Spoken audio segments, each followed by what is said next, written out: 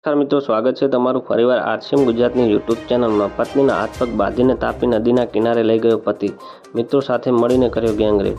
સુરતના કાપોદ્રા વિસ્તારમાં મોડા સમય પહેલા સગીરાની હત્યાના વિવાદમાં પાછળ હેઠળ ઝડપાયેલા એક કૃત્યકાર બુટલેગરોએ અમાનતની તમામ હદ વટાવી દીધી છે। તેમણે પોતાની પત્નીનું અપહરણ કરી એક રૂમમાં ગોધી રાખી તેના મિત્રો સાથે મળીને ગેંગરેપ ગુજાર્યો હતો।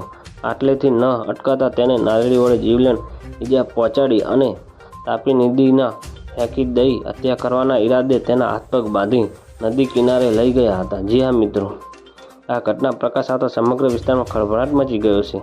મારો પતિ મારી હત્યા કરવા માગે છે, મિત્રો સાથે મળીને મારા પર બળાત્કાર કર્યા। ગત મોડી રાત્રે આ મામલો કાપોદ્રા પોલીસ મથકે પહોંચ્યો હતો, જ્યારે 35 વર્ષીય પીડિત મહિલા દોડતી પોલીસ સ્ટેશનમાં પહોંચી હતી।